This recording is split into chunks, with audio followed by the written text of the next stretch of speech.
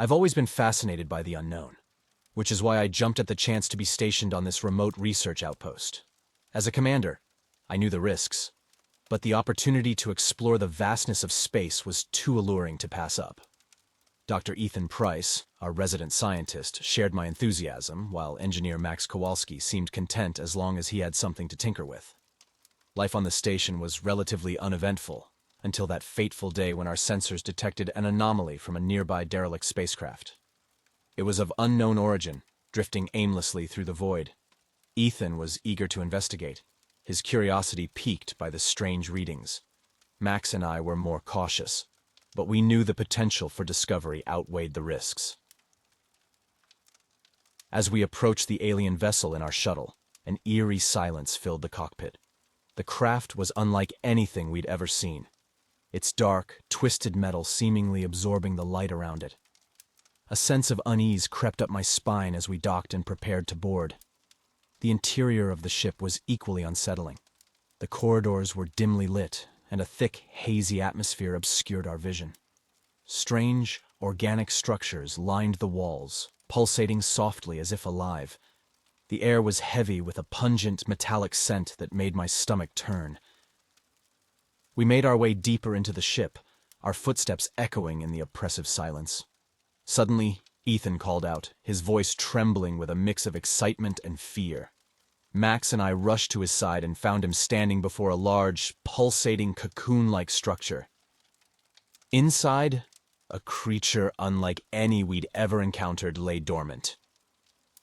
Its form was a grotesque fusion of insect and reptile, with a hard, chitinous exoskeleton and a long, segmented tail. Its elongated head was crowned with a crest of sharp, bony protrusions, and its jaw was lined with rows of jagged, razor-sharp teeth. Even in its dormant state, the creature exuded an aura of menace. Despite my reservations, Ethan insisted on bringing the creature back to the station for further study. Max and I carefully loaded the cocoon into a containment unit, a sense of dread growing in the pit of my stomach with each passing moment.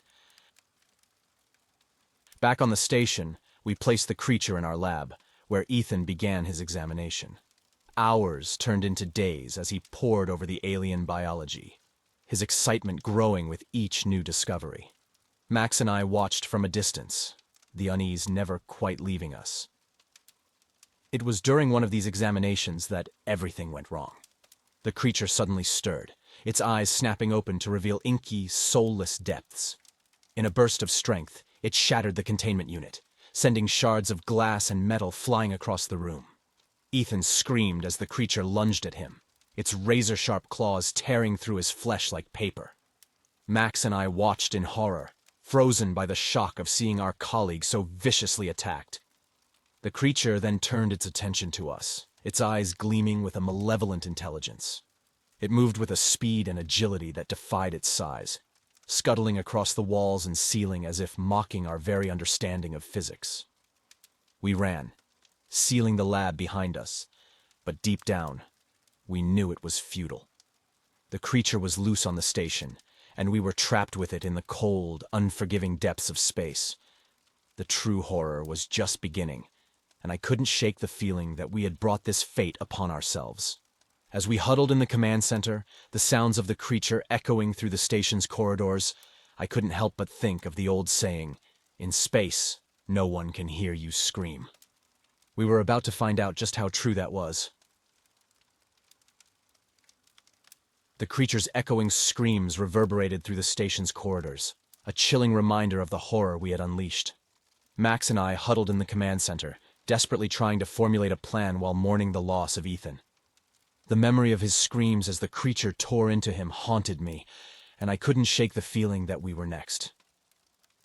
Max suggested we try to locate the creature using the station's internal sensors, hoping to trap it or at least avoid its path. I nodded, my hands shaking as I accessed the system.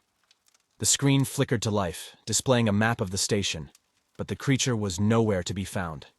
It was as if it had vanished into thin air. We soon realized the creature was more intelligent than we had anticipated. It had somehow managed to avoid detection, moving through the station's vents and maintenance shafts like a phantom. The thought of it lurking in the shadows, watching us, waiting for the perfect moment to strike, sent shivers down my spine. Hours turned into days as Max and I fortified the command center, rationing our supplies and taking turns keeping watch. We tried to contact Earth, but our communications were mysteriously jammed. It felt like we were cut off from the rest of the universe, trapped in a nightmare with no escape. Sleep was a rare and fleeting commodity, punctuated by the constant fear of the creature's presence. Every creak, every groan of the station's hull set our nerves on edge. The silence was almost worse, the anticipation gnawing at our sanity. It was during one of these quiet moments that we heard it, a blood-curdling scream emanating from the lower decks. Max and I looked at each other, the unspoken realization hanging heavy in the air. We weren't alone on the station anymore. Arming ourselves with makeshift weapons, we ventured out into the dimly lit corridors, our hearts pounding in our chests. The stench of death and decay grew stronger as we approached the source of the scream. What we found there would haunt me forever. The creature had claimed another victim, a scientist who had been working on the lower decks. His body was a mangled mess of flesh and bone, his face frozen in a silent scream of agony. The walls were painted with his blood, a macabre testament to the creature's savagery. As we stood there, frozen by the horror before us, a flicker of movement caught my eye. The creature was there, perched on the ceiling above, its soulless eyes boring into us. It let out a shrill, unearthly screech before skittering away into the darkness, leaving us trembling in its wake. We retreated back to the command center, our minds reeling from the encounter. It was clear now that the creature was toying with us, savoring our fear before going in for the kill. We were nothing more than prey in its twisted game. To make matters worse, we discovered that the creature had been sabotaging the station's systems, slowly cutting off our life support and resources. It was trying to weaken us, to make us more vulnerable for when it finally decided to strike. As we sat there, the weight of our situation bearing down on us, I couldn't help but feel a sense of hopelessness. We were trapped on this station, hunted by a nightmarish being from the depths of space, with no help coming. Our only choice was to confront the creature head-on, to fight for our survival against impossible odds. But deep down, I feared that the creature had already won. It had turned our safe haven into a living hell, and I couldn't shake the feeling that our fate was sealed. The hunt was on, and we were the prey. The creature's malevolent presence had turned the station into a labyrinth of fear and despair. Max and I knew that we couldn't hide forever. Our supplies were dwindling, and the creature's sabotage had left the station on the brink of collapse. We had to act, even if it meant facing our worst nightmare head-on. We devised a plan to lure the creature into the main airlock and flush it out into the void of space. It was a desperate gamble, but it was our only chance at survival. Max set to work, rigging the airlock controls while I gathered what weapons I could find. As we worked, the station's lights flickered ominously, casting eerie shadows that seemed to dance with a life of their own. The air grew thick with an oppressive sense of dread, as if the very atmosphere was warning us of the impending confrontation. With our trap set, we retreated to opposite ends of the corridor leading to the airlock, our hearts pounding in the suffocating silence. We knew the creature would come. It could sense our fear, our desperation. It was only a matter of time. The minutes stretched into hours, each passing moment an eternity of anticipation and terror. And then, we heard it. The skittering of claws on metal, the rasp of its alien breath echoing through the corridors. It was coming. I tightened my grip on the makeshift spear I had fashioned, my palms slick with sweat. Max crouched behind a bulkhead, his eyes wide with fear. We waited, barely daring to breathe, as the sound grew closer. It emerged from the shadows, a nightmare made flesh. The creature was even more horrifying than I remembered, its chitinous exoskeleton glistening in the dim light, its eyes burning with a malevolent intelligence. It let out a shrill, unearthly screech that seemed to pierce my very soul. Max let out a cry of terror as the creature lunged towards him, its razor-sharp claws slicing through the air. I charged forward, my spear raised, desperate to draw its attention away from my colleague. The creature whirled to face me, its tail lashing out with blinding speed. I felt a searing pain as it sliced across my chest, sending me stumbling back.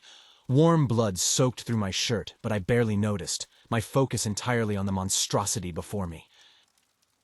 We fought in a deadly dance, the creature's agility matched only by its ferocity. It moved with a speed that defied comprehension, its claws and teeth tearing at me from every angle. I lashed out with my spear, feeling a grim satisfaction as it pierced the creature's hide, drawing a gout of thick, black ichor. But the creature was relentless, shrugging off wounds that would have felled any earthly beast. It pressed its attack, driving me back towards the waiting airlock. I could hear Max shouting, his voice distant and muffled over the pounding of my own heart. In a final, desperate gambit, I lunged forward, my spear aimed at the creature's head. But it was ready for me, its tail whipping around to knock the weapon from my grasp. I stumbled, off balance, and in that moment, the creature pounced. I felt its claws sink into my flesh, its teeth clamping down on my shoulder. Pain exploded through my body as I was lifted off the ground, the creature's foul breath hot against my face. I struggled, but its grip was unbreakable, my strength fading with each passing second. Through the haze of pain, I saw Max making his move, a look of grim determination on his face. The creature began dragging me into the open airlock, its intentions all too clear. This was to be my tomb in the cold void of space. Max hit the controls, and the airlock doors slid open with a hiss of escaping atmosphere. The creature let out a shriek of rage as it realized the trap, but it was too late. We were dragged out into the vacuum of space, the station falling away beneath us. The creature convulsed, its body unequipped to handle the sudden change in pressure and temperature. I felt its grip loosen, my own consciousness fading as the cold, airless void embraced me. As my vision dimmed, I saw the creature, still twitching, drifting away into the endless expanse of stars. A sense of grim triumph washed over me, even as I felt my own life slipping away. I had won, but at what cost? The last thing I remember before the darkness claimed me was the thought that I would die out here, in the cold, unforgiving depths of space. The creature was gone, but so was I. In space, no one could hear my final scream,